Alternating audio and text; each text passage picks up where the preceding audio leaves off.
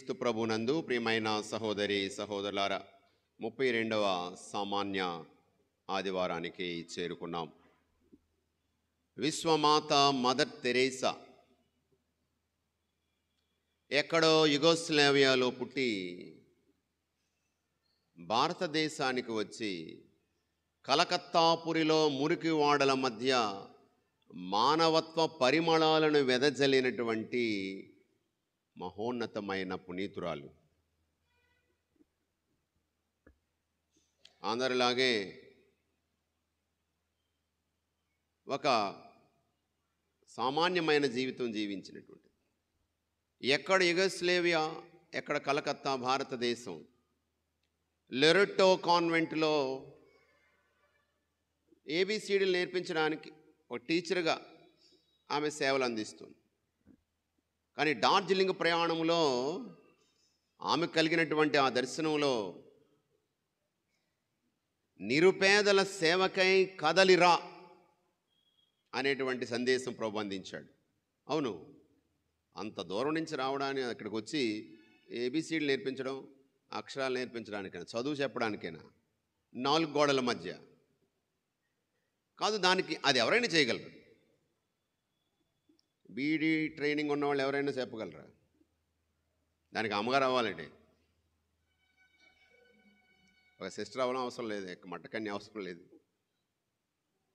కాదు, దానికంటే ఇంకా ఏదో ఉంది. మురికి వాడల్లో మానవత్వాన్ని, ఆ పరిమళాలను వెదజల్లాలి. జాలి లేని ఈ ప్రపంచానికి ప్రేమ పాఠాలు నేర్పించాలి. క్లాసులో ఏబిసిడి పాఠాలు మాత్రం కాదు. ఆత్మ ప్రేరణ చేత నిర్ణయించుకొని పెద్దల యొక్క అనుమతితో అదిగో ఆ కలకత్తా మురికి వాడలు వెళ్ళాం. 2004లో మదర్ తెరేసా పాఠాలు చెప్పినటువంటి ఆ స్కూల్లోనే, ఆ ప్రాంగణంలోనే మాకు రిట్రీట్ జరిగింది. ఆ తర్వాత మదర్ తెరేసా ఎక్కడ పనిచేశారో ఆ మురికి వాడలు, ఆ యొక్క వీధులు, అవన్నీ కూడా చూసాం.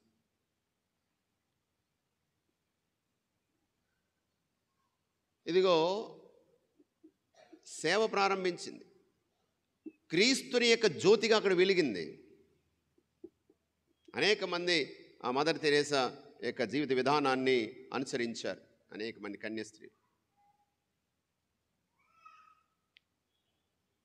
అవాంఛితంగా పుట్టినటువంటి పిల్లలు, పెళ్లి కాకుండానే తల్లులైనటువంటి వారు, లేకపోతే మేము భరించలేము, ఇప్పటికే ఉన్నారు, ఇక మాకొద్దు అని చెప్పి పురిట్లోనే ప్రాణం తీసేసేటి వాళ్ళు ఉన్నారు అనుకోండి. వద్దనుకున్నామండి ఈసారికి, కాబట్టి ప్రాణం తీసేయడు. నీకే అధికారం ఉంది? ప్రాణం పెట్టేది ప్రభు. ప్రాణం తీసే హక్కు నీకెవరిచ్చారు? అది పెద్ద పాపం. కానీ మన వాళ్ళు చాలా లైట్గా తీసుకుంటారు. అని ఎలాగో ఈ విధంగా పుట్టినటువంటి వారు మాకొద్దు, వదిలించుకోవాలి, తప్పించుకోవాలి అనుకున్న వాళ్ళందరూ కూడా ఆ చెత్త కుండీల్లో, ఆ మదర్ తెరేసా హౌస్ ప్రాంతాల్లో హాస్పిటల్ దగ్గర వదిలేస్తే వాళ్ళందరినీ తీసుకొని, మీకొద్దయ్యా, మాకు కావాలి అని ఎవరో తల్లిదండ్రులు, ఎవరో తెలియదు, ఎవరి పిల్లలో తెలియదు, కానీ మా పిల్లలు మాకు కావాలి అని వారు ఆ శిశుభవన్ అని పసిపాపలకు శిశుభవన్లు ప్రారంభించి, కానీ పెంచి పెద్ద చేసి ఉన్నతమైన స్థితికి తీసుకొని వచ్చి ఈరోజు కాలు కదపలేనటువంటి వారు ఇక వీళ్ళు ఎందుకు పనికిరారు, తిండి దండుగా అనేటువంటి స్థితికి తీసుకొని వచ్చి ఆ పిల్లలు వదిలేసినటువంటి తల్లిదండ్రులు వదిలేసినటువంటి పిల్లలు కావాలి. పిల్లలు వదిలేసిన తల్లిదండ్రులు కూడా మాకు కావాలి.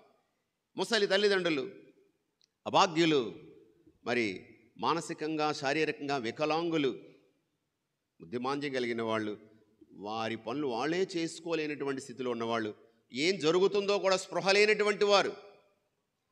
ఇలాంటి వాళ్ళందరూ మాకు కావాలి అని చెప్పి జీవిత సాయంకాలానికి చేరుకున్నటువంటి వారు, ఆ వృద్ధాప్యంలో ఉన్నవారు, వారు ఆనందంగా కన్ను మూయాలి. నిర్మల్ హృదయ్ ప్రారంభించారు మదర్ తెరేసా. మరి తొలి రోజుల్లో ఎన్నెన్నో కష్టాలు అనుభవించింది. వీరి కోసం తీసుకురావడమే తీసుకొచ్చారు. వాళ్ళని ఎలాగా పోషించాలి, వాళ్ళ భోజనం ఎలాగా. మొదటి రోజుల్లో ఆమె ఇల్లు తిరిగి సిస్టర్స్, అలాగే షాప్ కలకత్తాపూర్లో ఉన్న షాప్కు తిరిగి ఇదిగో ఏ పూటకా పూట వాళ్ళు దానం అడిగి తీసుకునేవారు. అలాగా ఒక షాప్ దగ్గరికి వెళ్ళింది మదర్ తెరేసా. వెళ్ళి చేయి చాపితే ఆ షాప్ కీపరు చాలా ద్వేషంతో ఉమ్మేశాడు. అందులో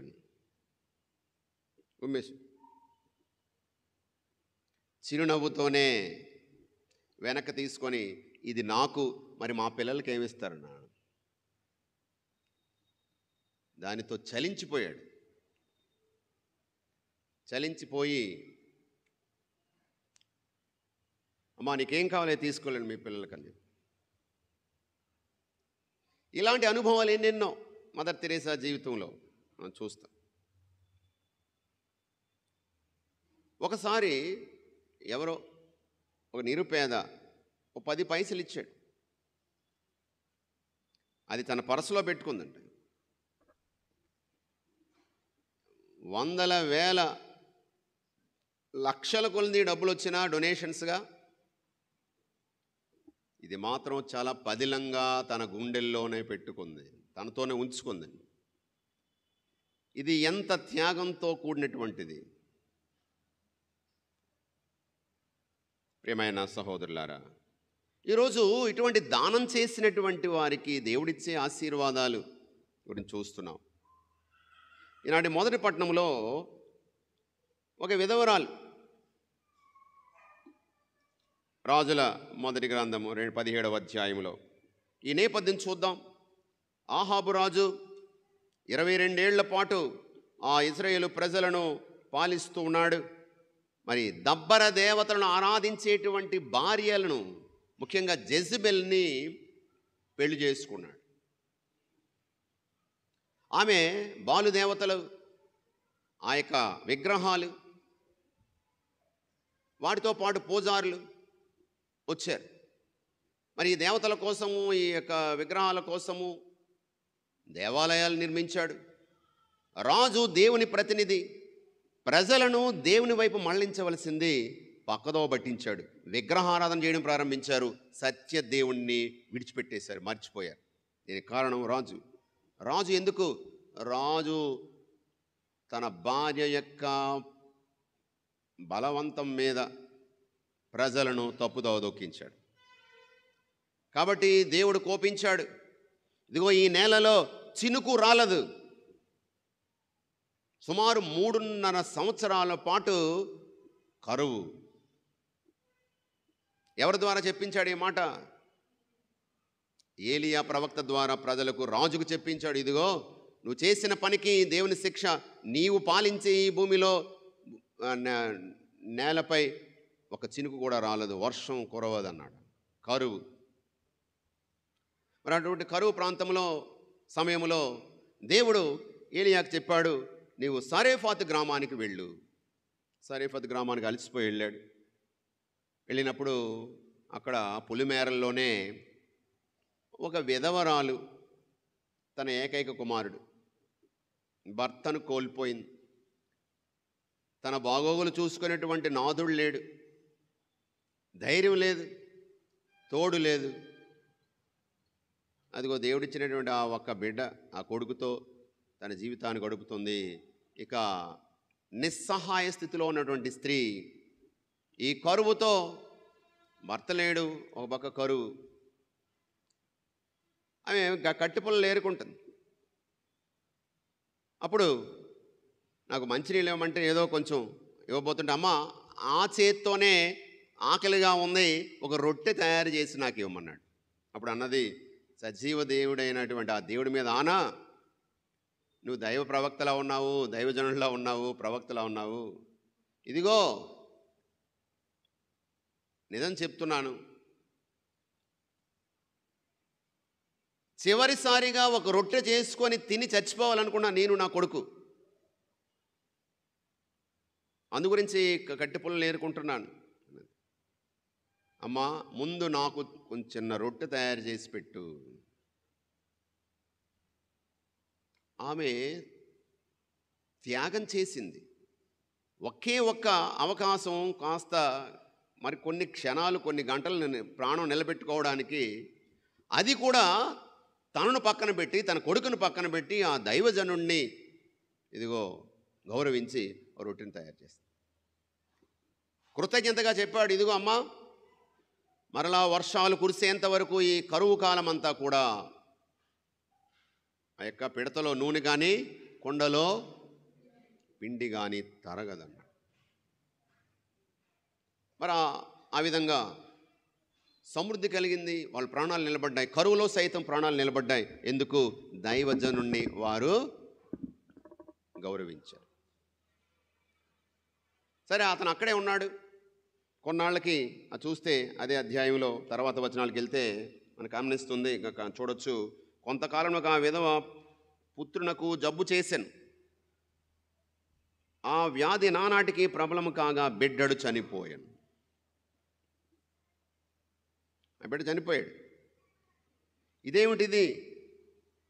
దైవజనుడు ఉండు కూడా నా ఇంట్లో ఎంత అపకారం జరిగింది నాకు అని కన్నీరు కారుస్తుంది. అప్పుడు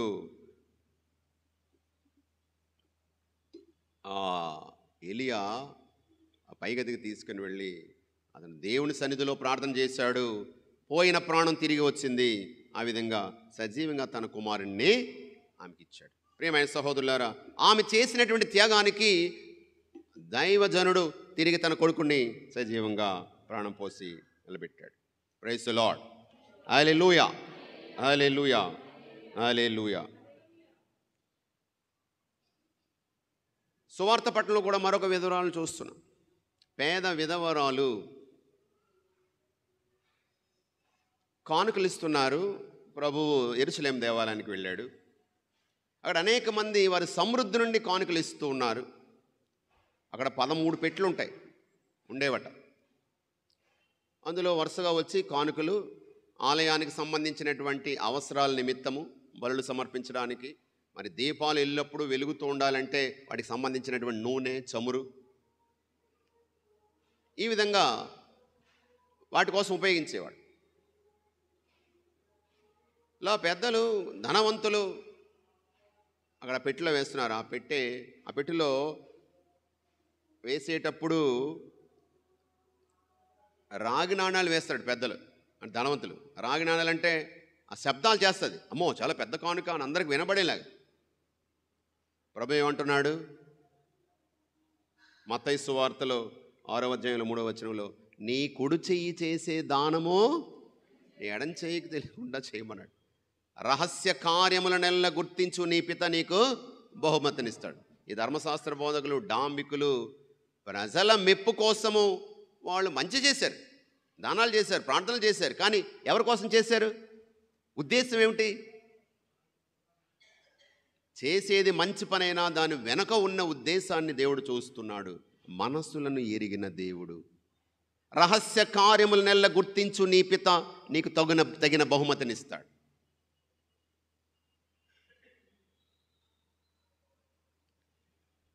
ప్రియమైన సహోదరులారా,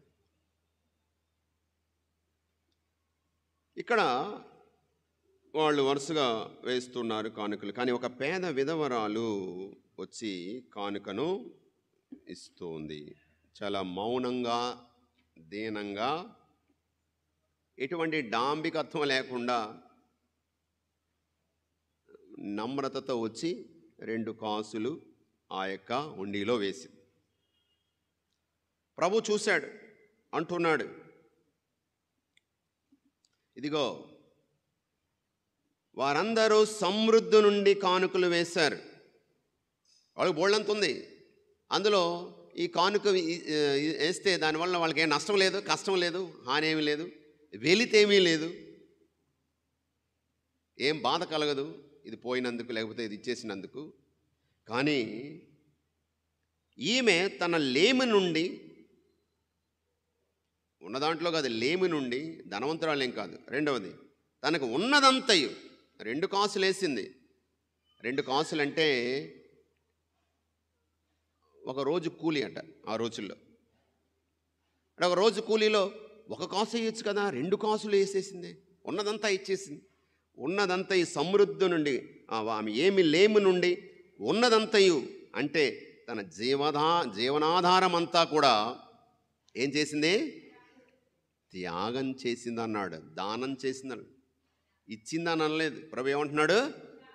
త్యాగం చేసింది. త్యాగం, ఇవ్వడంలో త్యాగం ఉందా? త్యాగం అంటే ఏంటి? అది కోల్పోతే, అది దూరం అయితే నేను కష్టం అనుభవించాలి, బాధపడాలి. అది త్యాగం. నాకు బాగా ఇష్టమైంది, నాకు నా జీవితాన్ని సంతోషపరిచేదానికి నేను దూరంగా ఉండడం, వదులుకోవడం, తగ్గించుకోవడం, అది త్యాగం. ఇష్టం లేనిది, అవసరం లేనిది వదులుకోవడం కాదు, అది త్యాగం అనిపించుకోదు. నీకు బాగా ఇష్టమైంది, అవసరమైనది, దాన్ని వదులుకోవడానికి సిద్ధపడడం, అది త్యాగం. ప్రియమైన సహోదరులారా, ఇదిగో తనకున్న సమస్తాన్ని త్యాగం చేసింది. ఈరోజు ప్రభు అంటున్నాడు, నీవు దేవునికి ప్రియమైనటువంటి అర్పణ ఏమిటి? కానుకలు ఇస్తున్నావు, మనం కూడా దానాలు చేస్తుంటాం, కానుకలు ఇస్తూ ఉంటాం ఆలయంలో. ఎలాగిస్తున్నావు? ఏ మనసుతో ఇస్తున్నావు? మనం ప్రశ్నించుకోవాలి. పునీత పౌలుడు చెప్తూ ఉన్నాడు, దానం చేయడం ఎలా? 2 కొరింథీయులు 9వ అధ్యాయం. దానం చేయడం ఎలాగా? ఎవరు మనకు ఆదర్శం? ముందు ఎవరు ఆదర్శం దానం చేయడానికి? తండ్రి దేవుడే తన యొక్క అత్యంత ప్రియమైన కుమారుని మన కోసం త్యాగం చేశాడు. ఆ కుమారుడైన క్రీస్తు తన ప్రాణమే మనకు దానం చేశాడు. అందుగురించే మనం ఒకసారి 2 కొరింథీయులే 8వ అధ్యాయం 9వ వచనంలో మనం చదివితే, తాను భాగ్యవంతుడై ఉండి కూడా తన పేదరికము వలన మిమ్ము భాగ్యవంతులను చేయుటకు ఆయన నిరుపేద అయ్యను. సిరిగల దేవుడు పరలోక మహిమని విడిచిపెట్టి మనిషిగా ఈ లోకానికి వచ్చాడు. పశువుల శాలలో పసిపాపగా, బలహీనునిగా, నిరుపేదగా అతడు మారిపోయాడు. ఎందుకు? మనల్ని భాగ్యవంతులు చేయడానికి, దేవుని బిడ్డలుగా చేయడానికి. మరి అటువంటి దేవుని సన్నిధిలో మనం ఉంటుండగా ఆ ఆత్మ ప్రేరణతో, ఆ ప్రభు యొక్క జీవిత ఆదర్శంతో మనం ముందుకు సాగిపోవాలి. ఏమంటున్నాడు పునీత పౌలు కొరింథీయులకు రాసిన లేఖలో 7వ వచనంలో, 9వ అధ్యాయం 7వ వచనంలో, చింతతో కానీ ఒత్తిడి వలన కానీ కాక, వదిలించుకోవడానికి అందరూ ఏమనుకుంటారు? నా పేరు అక్కడ చదవాలా, లేకపోతే అందరి పేర్లో నా పేరు రాలేదో, నా పేరు ఆ పలక మీద లేదనో, అలాంటి ఉద్దేశాలతో కాదు. ఇచ్చేవాళ్ళు ఇస్తున్నారు, కానీ ఉద్దేశం చింతతో, అయ్యో ఇది పోతే నాకేంటి, నాకు నష్టం కష్టం కలుగుతుంది, ఇది ఇచ్చేయాలా, ఇది ఎందుకు ఇవ్వాలి నేను? దేవునికి ఇవ్వడంలో. రెండవది, కష్టంలో ఉన్న వాళ్ళకి ఎవరికైనా సాయం చేయడం, దానం చేయడానికి.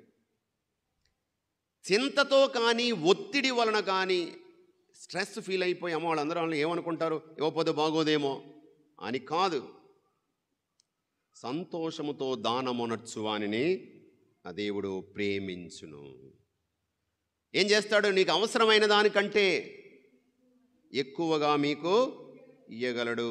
అందుచేత మీకు అవసరమైనంత కలిగి ఉండడమే కాక అవసరమైన దానికంటే ఎక్కువ పొంగి పొరలేలాగా మీ పాత్రలను నింపుతాడు, దీవిస్తాడని ప్రభు చెప్తున్నాడు.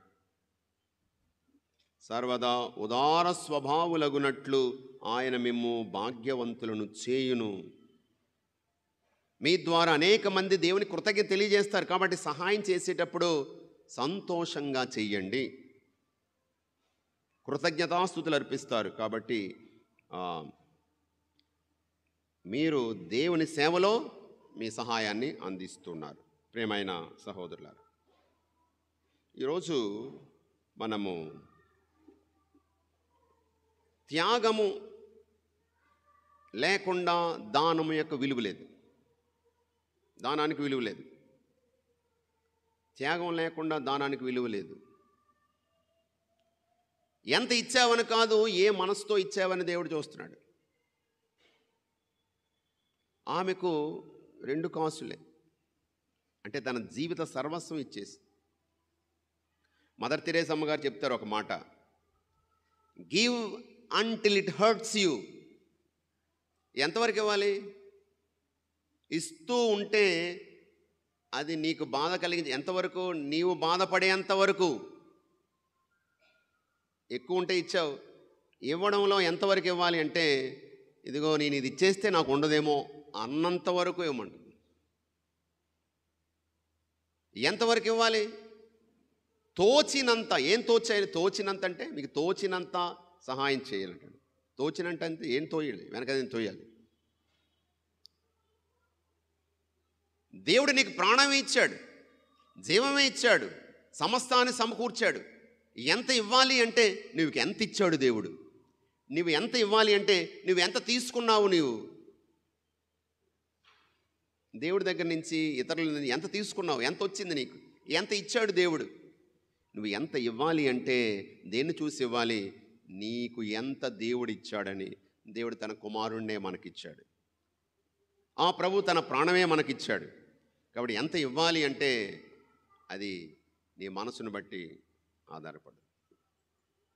ప్రియమైన సహోదరులారా, ఈరోజు ఇవ్వడం గురించి మాట్లాడుకుంటున్నప్పుడు 32వ సామాన్య ఆదివారం, ఈ వారాన్ని దైవ పిలుపుల వారంగా శ్రీసభ కొనియాడుతోంది. దైవ పిలుపులు.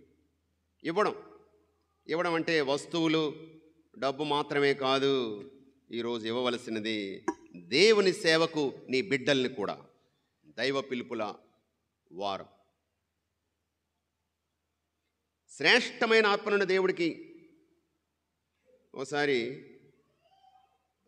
ఒక తల్లి తన 3 కొడుకులు తీసుకెళ్ళిందట ఫాదర్ గారి దగ్గరికి. తీసుకెళ్ళి, ఫాదర్ గారండి, ఆ పెద్దోడు చాలా తెలివైనడండి, వాడిని ఇంజనీర్ చేద్దామని ఉందండి. రెండోవాడు కూడా తెలివైనడండి, వీడినేమో డాక్టర్గా చేద్దామని ఉందండి. ఈ మూడోవాడు ఉన్నాడు కదండి, చిన్నవాడు, అల్లరి వెధవండి వీడు, నేను తట్టుకోలేకపోతున్నానండి, ఫాదర్ని చేసేద్దామని ఉందండి, నన్ను సెమినరీకి పంపిద్దామని ఉందండి. అల్లరి చేసే వాళ్ళందరూ సెమినరీకి పంపించేస్తారు. ఇంజనీర్లు, డాక్టర్లు అయ్యేటువంటి పిల్లలు మాత్రము వదులుకోము. దేవునికి ఇచ్చే శ్రేష్టమైన కానుక, శ్రేష్టమైన కానుకను దేవుడికి ఇవ్వాలి. ఆ కానుకలు మనం వేసే డబ్బులు, వస్తువులు కూడా ఎలాంటి కానుకలు వేస్తుంటారు కొంతమంది. అందులో వేస్తే ఎవరు చూశారు, ఎవరు చేశారు, ఎవరు చూశారు. ఇచ్చే మనసు స్వచ్ఛంగా ఉండాలి. శ్రేష్టమైన కానుకను దేవునికి ఇవ్వాలి. చెల్లనివి అవన్నీ తీసుకొచ్చి ఉండిలో వేసేస్తుంటారు కొంతమంది.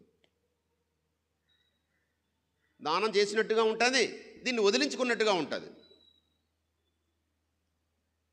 మనస్సులను ఎరిగిన దేవుడు రహస్య కార్యములనెల్ల గుర్తించు నీ పిత నీకు తగిన బహుమతినిస్తాడు.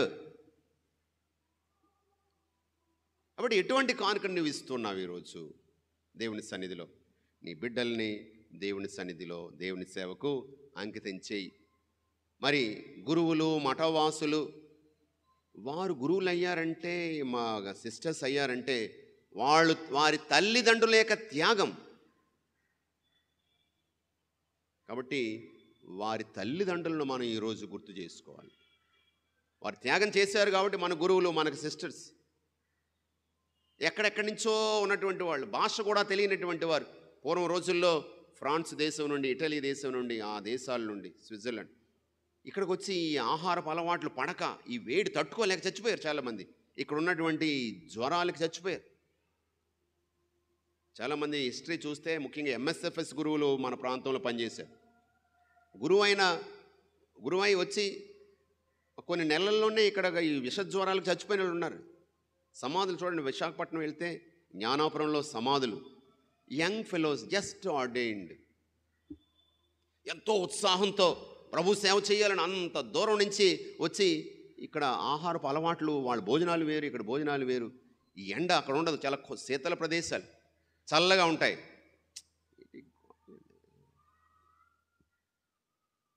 శీతల ప్రదేశాలు, ఇక్కడేమో ఎండ తట్టుకోలేక చచ్చిపోయిన వాళ్ళు ఉన్నారు.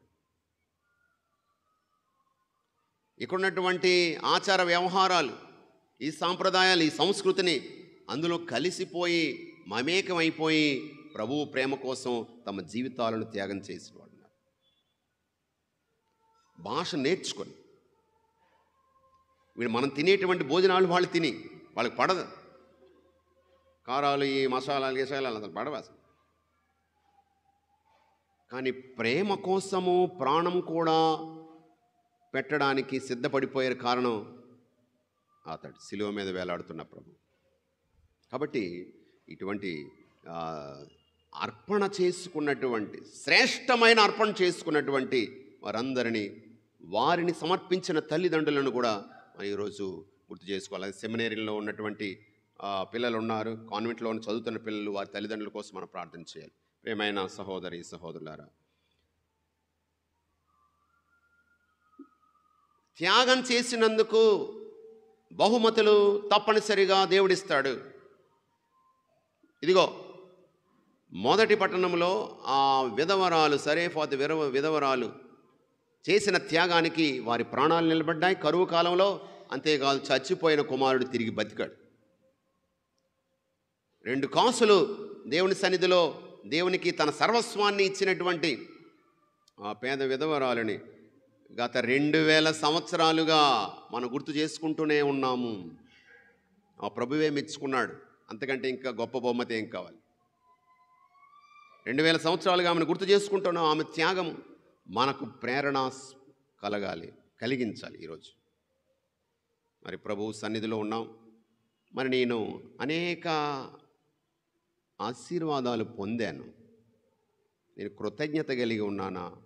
నాకంటే దీనస్థితిలో ఉన్నటువంటి వారి పట్ల నేను దయ చూపిస్తున్నానా? తుది తీర్పు నాడు ఆ ప్రభువు ముందు నిలబడాలి. నువ్వేం చేసావని అడుగుతాడు. చిన్న చిన్న ప్రశ్నలు అడుగుతాడు. అన్నం పెట్టావా? నీరిచ్చావా? బట్టలు ఇచ్చావా? నేను ఆసుపత్రిలో ఉన్నప్పుడు చూడడానికి వచ్చావా?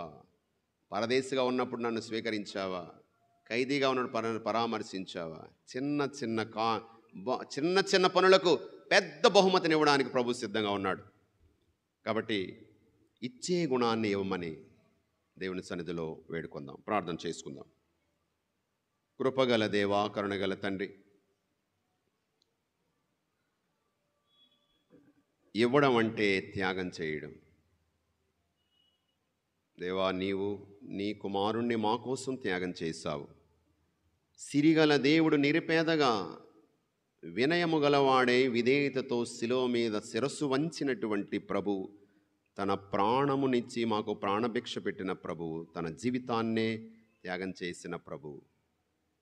దేవా, నీ కోసం త్యాగం చేసిన వారికి, దైవజనుల కోసము, ఇతరుల కోసం త్యాగం చేసినటువంటి వారి యొక్క త్యాగాన్ని నీవు మరువవు. ఆ సరేఫాతు, ఆ విధవరాలికి ఇక ప్రాణాలు నిలబెట్టావు, తన కుమారుని తిరిగిచ్చావు. నిరుపేద అయిన ఆ విధవరాలి యొక్క 2 కాసులు నువ్వు సంతోషముగా అంగీకరించావు, స్వీకరించావు. చింతతో కానీ ఒత్తిడి వలన కానీ కాక సంతోషముగా సాయం చేసే బుద్ధిని మాకివ్వండి. అనేక మేలులను మేము పొందాం ప్రభువా.